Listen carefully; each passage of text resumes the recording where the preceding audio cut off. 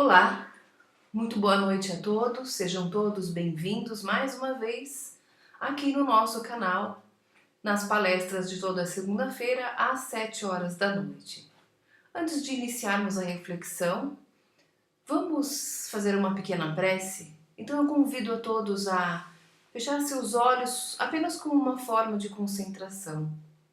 E nesse momento elevar o pensamento a Deus, pedindo a Jesus: Senhor Jesus, nosso irmão maior, olha, Senhor, por todos nós, mas principalmente nessas noites frias, que aqueça, que envolva, que mostre um caminho para aqueles que neste momento se encontram sem um teto, sem um lar, sem um alimento. Auxilia, Senhor, e coloca no caminho dessas pessoas, pessoas de bem, que possam aliviar a dor destes nossos irmãos.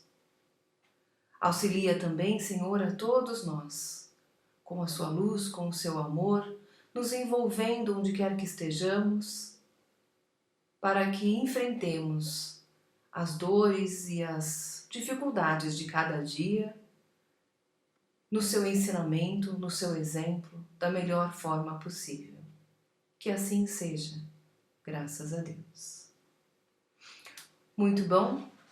Hoje a gente continua com a reflexão de um capítulo do livro Nós, ditado por Emmanuel, psicografado por Francisco Cândido Xavier.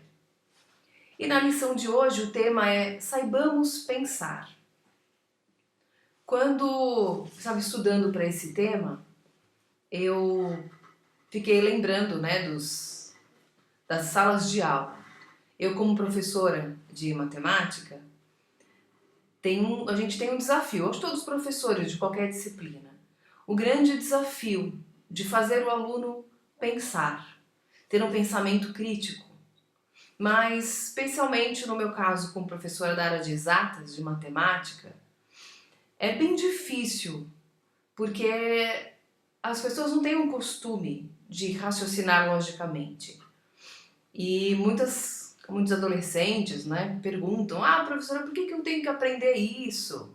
Eu nunca vou usar isso. E a gente brinca. Eu falei: tomara que não, porque se precisar, tá perdido. Mas, brincadeiras à parte, o estudo das disciplinas, e eu posso falar por matemática, mesmo que a pessoa não vá aplicar o conhecimento especificamente, mas as ligações nervosas que ela criou para aprender aquele conteúdo especificamente, ela não perde. E essas ligações nervosas auxiliam no dia a dia, na vida como um todo, facilitando a resolução dos problemas da vida, porque melhora o raciocínio lógico. E isso acontece com qualquer área do conhecimento. Quanto mais a gente aprende, mais o nosso cérebro se expande também. E isso é tão bom, isso é tão rico, porque são coisas que ninguém pode tirar. Ninguém pode tirar da gente o conhecimento adquirido. E quando Emmanuel convida para que possamos aprender a pensar, é um pouco triste, às vezes, a gente ouvir pessoas orientando e aconselhando a fazer exatamente o contrário. Como, por exemplo, dentro do Espiritismo, pedir que as pessoas fiquem somente no básico, que elas estudem apenas o que está na codificação. E nós sabemos que Kardec não teve tempo de explorar ainda mais o conhecimento do Espiritismo. Ele trouxe as obras básicas e exatamente por esse nome, por serem básicas, elas precisam ser lidas e estudadas. Mas não se pode parar por aí.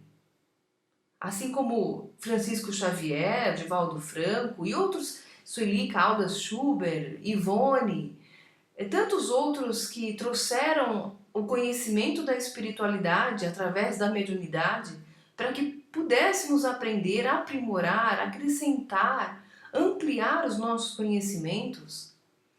Nós sabemos que há muito ainda que aprender, então não dá para limitar o conhecimento em apenas alguns livros. É preciso sim expandir, ler o máximo que você conseguir, para que isso se enriqueça. E quanto mais a gente aprende, mais lógica e crítica é o nosso, mais lógico e crítico é o nosso pensamento. Então, Emmanuel começa no capítulo do livro, ele começa assim: se pretendes receber a luz dos anjos para viver em paz entre os homens, observa como pensas, a fim de que a sombra de ontem não te anule a esperança de hoje. E esse tipo de reflexão, ela serve para que nós possamos lembrar de que é possível ser luz em qualquer lugar. Então, se a gente quer receber a presença de espíritos melhores, de espíritos maiores, dos nossos mentores, amigos, dos anjos de luz, como ele coloca aqui, nós precisamos observar os nossos pensamentos. Porque aprendemos dentro do Espiritismo que pensamento é matéria. E se eu penso só negatividade, eu envolvo o meu ambiente de coisas negativas, o meu corpo fica negativo, todas as vibrações que emanam de mim são negativas. E como é que espíritos melhores e benfeitores conseguem se aproximar desse tipo de energia? Eles tentam até, induzindo a nós pensamentos para que possamos mudar os pensamentos. Mas é muito mais difícil. E se nós mantivermos os pensamentos mais felizes, esses irmãos se aproximam com muito mais facilidade, porque não encontram barreiras para se aproximar.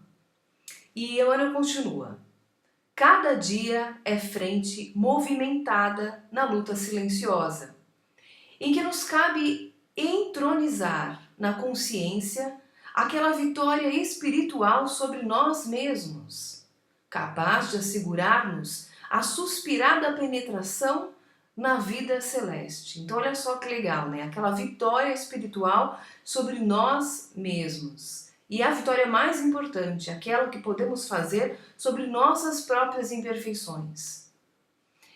Hora a hora, aprendamos a pensar com o bem, pelo bem, junto do bem, através do bem e entendendo o bem, a fim de que venhamos a errar menos diante das leis que nos regem. Então, ele está dizendo aqui para nós como é importante se manter no bem, manter o padrão vibratório no bem, porque essa é uma vitória que podemos fazer sobre as nossas imperfeições. Todos nós temos momentos de fraqueza, aquele dia ruim, onde tudo parece que está contra nós. E é que às vezes nos revoltamos, sim. Os pensamentos caem, a vibração também. A gente quer mandar todo mundo para um umbral. Mas Emmanuel nos ensina que é importante insistir, ficar no bem, permanecer, se juntar a pessoas de bem. Tentar se envolver sempre nas forças do bem. Porque isso faz parte da nossa própria vitória. E não é uma coisa assim, de fim de vida, de lá na... Não, é todo dia.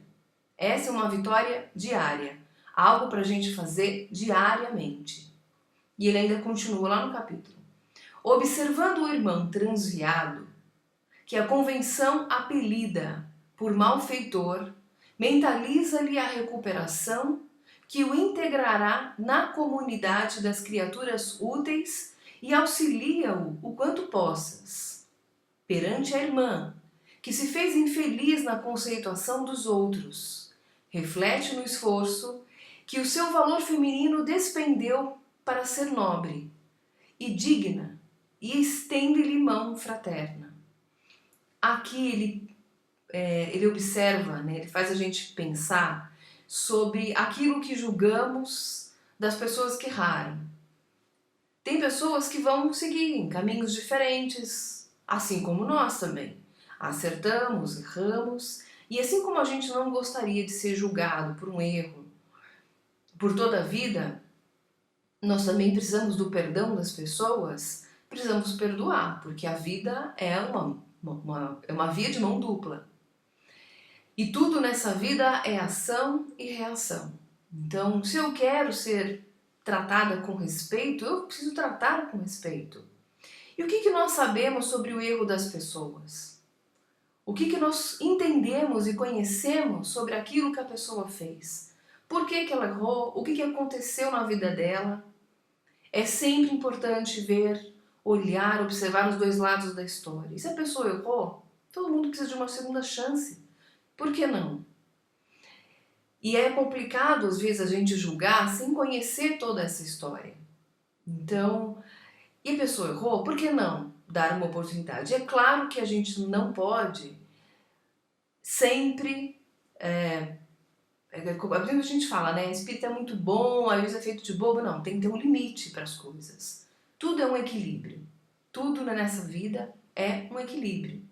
Então, por isso que quanto mais a gente reflete, pensa, observa, a gente consegue ter um olhar crítico diferente, uma forma de observar um pouquinho diferente. Não é o que todo mundo diz. Vou tirar as minhas conclusões pelo que eu conheço, pelas coisas que eu sei, e não pelo que todo mundo diz. Continuando no livro, ele diz assim: ante o delinquente que se transformou em réu da justiça, medita na batalha indefinível que o companheiro desventurado terá vivido em si próprio, antes de render-se à tentação, e ampara com os recursos ao teu alcance. Aqui a gente pode observar, tem até um filme que eu vi recentemente com a Sandra Bullock, chamado Imperdoável. Eu acho que tem algumas plataformas aí de streaming, Netflix, tem que procurar. Então, esse filme, ele fala sobre mais ou menos esse caso. A pessoa cometeu um erro, foi julgada, ficou 20 anos presa e quando retorna, tenta retomar a vida. E a gente percebe aqui nesse trecho do livro que ele pede pra gente olhar, talvez para essas pessoas, com um pouco mais de complacência, porque todo mundo erra, às vezes a pessoa já pagou pelo seu erro, aprendeu com isso, e a gente sabe como a justiça é às vezes cega. Então, tem fatos daquilo que aconteceu que a gente desconhece. Então, esse filme que eu mencionei, Imperdoável, ele é um bom exemplo. Porque a gente vai conhecer os motivos que levaram a pessoa para ficar 20 anos afastada de alguém da sua família. E por que foi feito isso? E como é que é voltar para o mundo real, né, para a vida cotidiana, depois de tanto tempo? Como é que as pessoas vão julgar, vão olhar? E nesse filme, por exemplo, se a pessoa não, se ela não tivesse tido a ajuda de alguém que olhou e achou que valia uma segunda chance, que a pessoa merecia continuar a vida que segue, talvez a pessoa não tivesse conseguido fazer tudo que fez, não teria conseguido atingir o seu objetivo, que eu não vou dar spoiler aqui, né? Não vou contar do filme para o pessoal assistir, mas vale a reflexão, para a gente não julgar sem conhecer toda a história.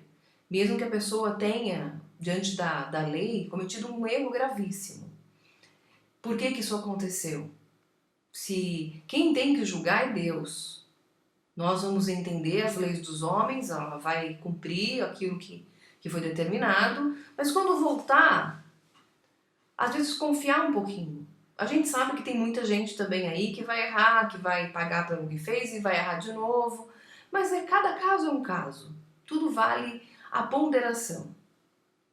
Continuando lá no livro, ele diz: não cubras teus olhos com o crepe do pessimismo, nem envolvas réus braços no gelo da indiferença. Aprende a pensar para o bem, para que o bem te ensine a ver e a servir. E esse não cubra teus olhos, tem coisas que a gente prefere fingir que não vê. Não vê as pessoas com necessidade, não vê o sofrimento, às vezes, de quem está morando com a gente, de quem vive na mesma casa. E não dá pra gente fingir que não viu. E quando a gente aprende a pensar, lê, estuda, vai conhecer um pouco mais do pensamento humano, do sentimento humano. Os livros da Joana de Ângeles, por exemplo, traz muita reflexão sobre o sentimento, sobre a psicologia humana. E isso faz a gente aprender muito sobre nós e sobre os outros. Entender o outro, dar um tempo. Tem gente que às vezes você dá a mão e ela não vai dar um passo se você não der a mão de novo. E às vezes é preciso tirar, saber, com inteligência, saber o momento de não dar a mão. Tem até uma historinha que fala sobre um discípulo e seu mestre que caminhavam e eles pararam numa casa bem simplesinha, que tinha uma vaca leiteira ali no quintal, mas era bem modesta. E o mestre falou, vamos entrar, vamos conhecer essa família. Quando entrou na casa, viram que era tudo muito modesto, tudo muito simples. E a família que ali estava, tinha alguns filhos, crianças ainda, né? E aí, meio adolescentes, jovens, e aí convidaram para entrar, não tinham quase nada para oferecer. E eles rapidamente só falaram que queriam um pouso, um copo de água só e já estavam indo. E o mestre, quando saiu, pediu para o seu discípulo empurrar aquela vaquinha na ribanceira que tinha ali no atoleiro. E o discípulo falou, mas mestre, é o único sustento dele, nós vimos que eles vivem do leite dessa vaca. Porque eles faziam algum queijo, alguma coisa com o leite de apenas uma vaquinha, vendiam o leite para poder comer alguma coisa. E o mestre disse, faça o que eu te digo. E o discípulo, com muito pesar, cumpriu aquilo que foi dito, empurrou a vaca no brejo e foram embora. Um ano depois, passaram pelo mesmo lugar. E chegando lá, viram uma fazenda em alta produção. Imaginaram, então, o discípulo imaginou que eles tivessem tido que vender a fazendinha, porque depois da vaca perdida não tinham mais sustento. Mas decidiram bater na porta para conhecer a família, então, que tinha ali prosperado naquele lugar. A surpresa foi que encontraram a mesma família. E perguntaram o que tinha acontecido, né? Eles se lembraram do mestre, do discípulo, e falou, depois que vocês saíram, nossa vaca, a vaquinha ficou atolada lá e morreu. E nisso, eles perceberam então que tinham que fazer alguma coisa, porque o único sustento deles havia se perdido. E então, cada filho se formou, foi para a cidade, eles começaram a aprender a lidar com a terra e tudo aquilo prosperou. Essa história vem para nos exemplificar que às vezes a gente se envolve num gelo, cobrindo os olhos, achando que aquela coisa do pessimismo, como foi dito ali no livro, né? Tudo dá errado, tá tudo tão ruim, e a pessoa às vezes se conforma nesse pessimismo. E não pode. A vida vem às vezes para empurrar a gente para outro canto. Vem levar a gente em outra via. A gente aprende com isso. Então eles foram obrigados a pensar, a refletir, a achar uma saída. E a vida muitas vezes nos obriga a fazer isso, a pensar de outras formas. Hoje, por exemplo, é muito comum a gente ouvir falsas notícias. E basta uma rápida pesquisa para a gente poder entender o que aconteceu, porque aquela notícia não é verdadeira, aquilo é falso. E evitar passar para frente esse tipo de informação. E o livro continua assim: onde o mundo situa o aviltamento e a corrupção, a falência e a queda. O pensamento reto descobre sonhos malogrados e aspirações desfeitas que a tempestade da ignorância e da penúria destruiu. Não te confies às sugestões de tristeza e do desânimo, da crueldade e da maldição. Passa auxiliando e sentirás no irmão da estrada a continuação de ti mesmo. Então, por onde a gente passar, é preciso agir no bem, pensar no bem. Porque tem pessoas que são predispostas ao pessimismo, à tristeza, ao desânimo. Um exemplo disso é quando você conta a alguém que está doente, ou que tem alguém da família que passa por uma situação difícil. Tem gente que só tem exemplo negativo para dar. Tem muita gente que vai dizer, puxa, eu também tive uma pessoa que eu conheci que teve isso e morreu. Tem uma pessoa que teve isso e infelizmente ficou pior, hoje está na cama. Esse remédio não funciona, não dá certo, essa doença... Poxa, só tem coisa negativa para oferecer. E tomar cuidado pra gente não ser esse tipo de pessoa. Então, se alguém nos disser que está passando por uma situação difícil e na minha memória não vier nada de positivo para dizer, talvez seja melhor o silêncio. Ou simplesmente dizer ela, puxa, eu vou torcer, vou te colocar nas minhas preces para que você melhore. Não ficar contando só de desgraça, só que não deu certo, porque a pessoa está numa situação difícil e eu ainda vou colocar ela mais para baixo, ainda não é o ideal. E terminando o capítulo ele diz assim, e acendendo a luz da confiança e da bondade em torno dos próprios pés, guardarás a mente invulnerável à influência das trevas, convertendo o próprio espírito em vaso sagrado no qual o pensamento nobre, recolhido com limpidez e segurança, transformar-te-á a existência em estrela, brilhando na terra, em abençoada antecipação ao reino de Deus. Ele coloca aqui, Emmanuel, para nós uma grande luz no fim do túnel, uma estrada para ser seguida. Quem de nós não quer estar num mundo melhor? Ou quando desencarnar, estar numa situação mais favorável? Ou até mesmo aqui na Terra, passar por momentos mais felizes do que momentos de tristeza? A gente sabe que tudo isso é colheita. E para a gente plantar coisas boas, a gente quer colher coisas boas, então tem que ser plantado, a gente tem que plantar essas sementes boas. E com isso, tudo começa no pensamento. Tudo começa na forma de pensar. Por isso nós orientamos sempre, leia, vá buscar o seu conhecimento, vai procurar vídeos no YouTube, na internet, onde você achar, que possam te auxiliar, que indiquem também coisas boas para você pensar, assistir, ver, ouvir, ler. Amplie o seu conhecimento, mude a forma de pensar, sempre para o lado positivo, sempre engrandecendo, sempre melhorando a sua inteligência, para a gente não ficar naquela questão fanática de seguir o que os outros estão falando sem questionar. Isso é muito perigoso. O fanatismo em qualquer área, principalmente no religioso, é muito perigoso. E é de uma responsabilidade muito grande para quem diz. Então, até mesmo o que eu estou dizendo aqui, tudo aquilo que a gente refletiu sobre o capítulo, é a minha forma de ver, de pensar, pelas minhas experiências de vida. Leia o capítulo e tenha a sua própria observação. Questione, critique, concorde, discorde, mas reflita. Porque aquilo que eu observei no capítulo está correto para mim.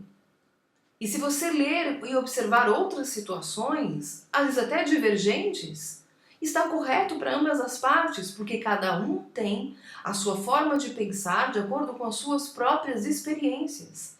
E até de acordo com aquilo que ela já observou, já leu, já aprendeu. Eu não preciso errar para aprender sempre. É possível aprender com as experiências dos outros. E é por isso que nós temos a literatura, nós temos tanta coisa para poder aprender, sem precisar errar e errar sempre. Dá para aprender muito. E tudo começa na forma de pensar. Então vamos refletir sempre no bem, sempre com luz nos pensamentos, buscando sempre a positividade, o otimismo, a fé, a esperança, a confiança no amanhã. Dificuldades vão vir, isso é fato, mas se tivermos um pensamento mais elevado, é possível passar pelas dificuldades de forma mais inteligente, mais fácil. menos dificuldades e causando menos dor, não só para nós, mas para todo mundo, para todos que nos cercam. Então, nós ficamos por aqui e desejamos que os pensamentos de todos possam, nesta noite, viajar e aprender muito sempre. Todos nós. Fiquem com Deus.